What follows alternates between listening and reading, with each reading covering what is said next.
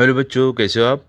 आज हम EVS one का सेकंड चैप्टर जो है जिसका नाम है मोशन ऑफ द अर्थ, इसके हम क्वेश्चन आंसर्स करने वाले हैं। ठीक है, मैं आपको इसमें सारे क्वेश्चन आंसर्स कराऊंगा जो भी आपके टेक्स्ट बुक में दिए गए एक्सरसाइज में। ओके, तो आप वीडियो आखिरी तक ज़रूर देखना।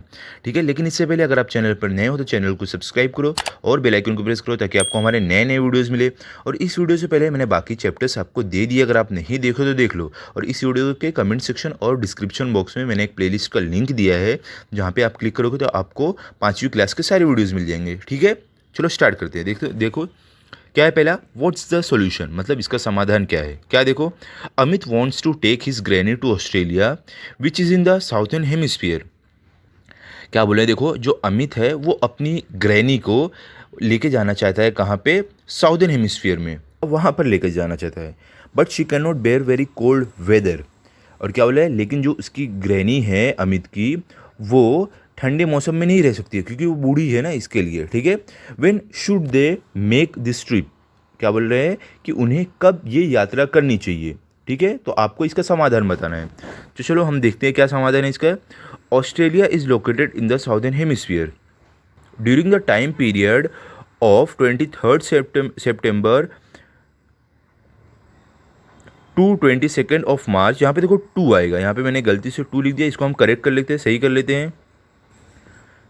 देखो आपको इस तरीके से आएगा, to 22 of March there is summer. क्या बोल रहे हैं कि जो ऑस्ट्रेलिया, जो साउथर्न हेमिस्फीयर में हमारे पृथ्वी के, वहाँ पे क्या होता है, 23 सितंबर से लेकर 22 मार्च तक गर्मी का मौसम रहता है।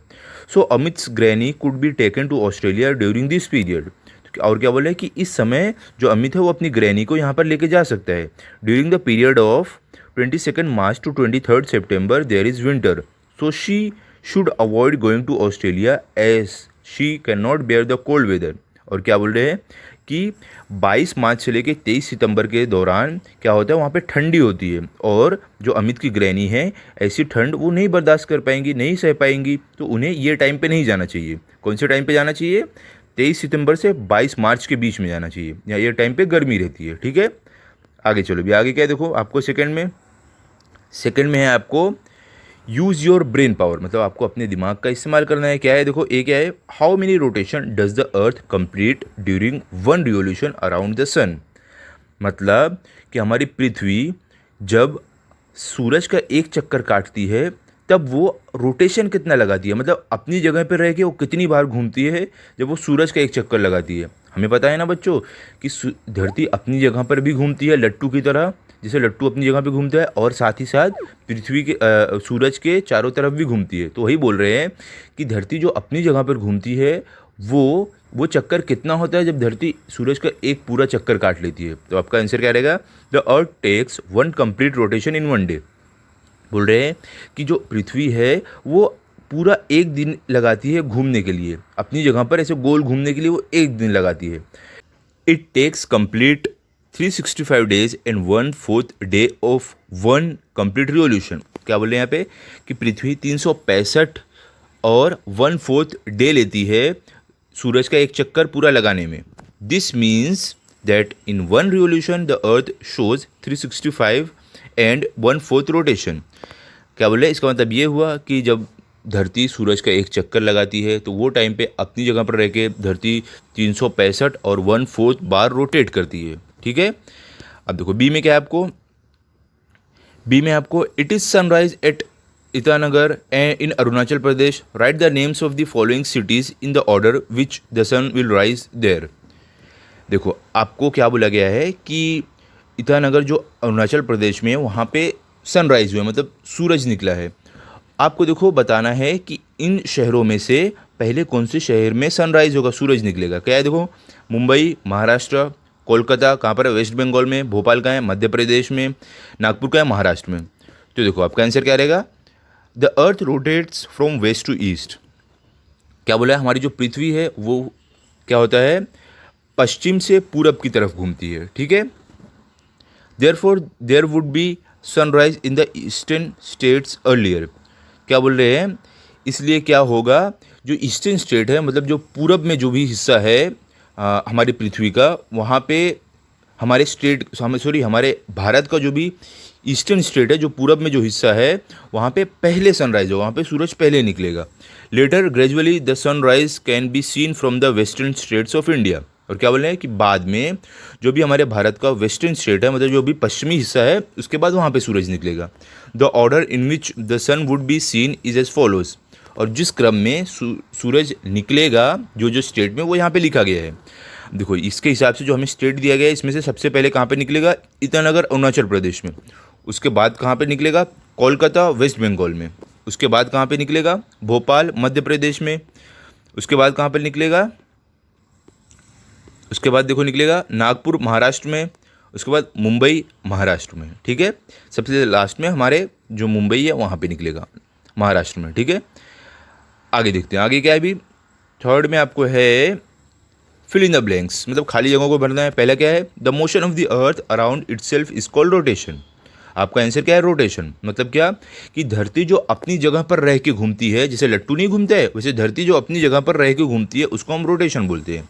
ठीक है, बी क्या आपको देखो, the motion of the earth around the sun is called revolution. आपका आंसर है रिवोल्यूशन। मतलब कि जो धरती सूरज का चक्कर काटती है उसे हम क्या बोलते हैं, रिवोल्यूशन बोलते हैं। ठीक है, सी क्या है, the rotation of the earth give rise to day and night.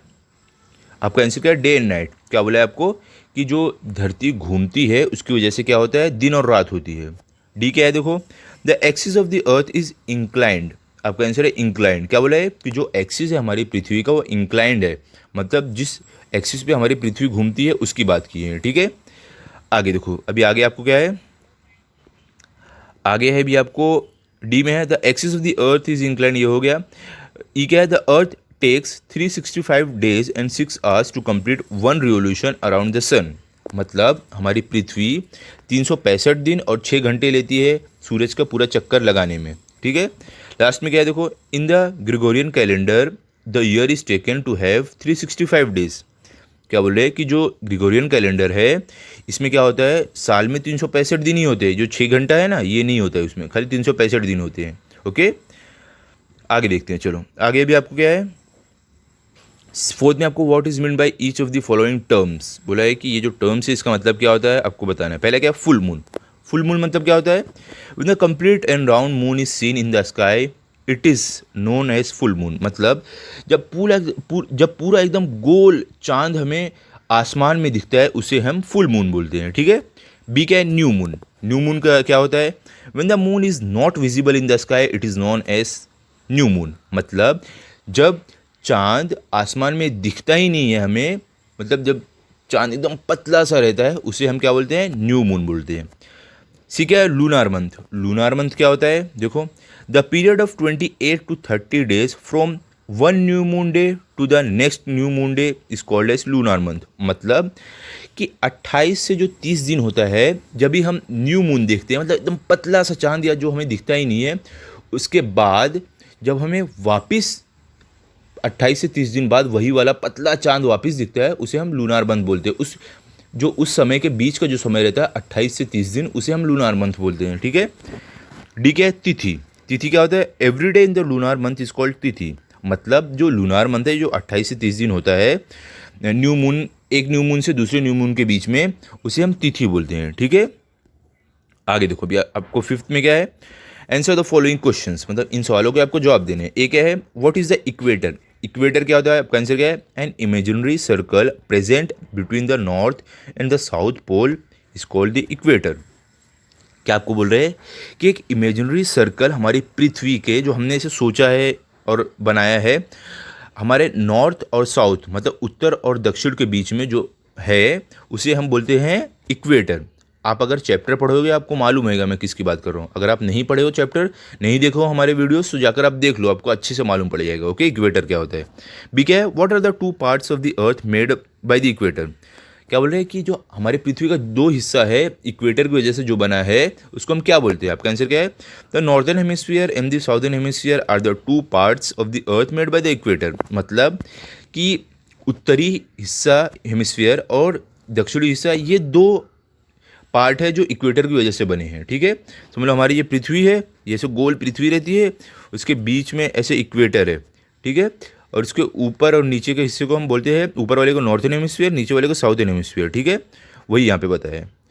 तो बच्चों यहाँ पे हमारा ये चैप्टर कंप्लीट हो गया है। अभी अगले वीडियो में मैं आपको नेक्स्ट चैप्टर दूंगा, तो आप चैनल को सब्सक्राइब कर दो ताकि आपको अगला वीडियो मिले। और अगर आपको ये वीडियो अच्छा लगा तो आप इस वीडियो को लाइक करो, अपने दोस्तों के साथ शेयर करो ताकि वो भी पढ़ ले। और आप इस चैप्टर को आप भी अच्छे से पढ़ लेना ताकि अगर आपका टेस्ट हो तो आपके फुल मार्क्स है। मिलते हैं अभी अगले वीडियो में, तब तक के लिए गुड बाय।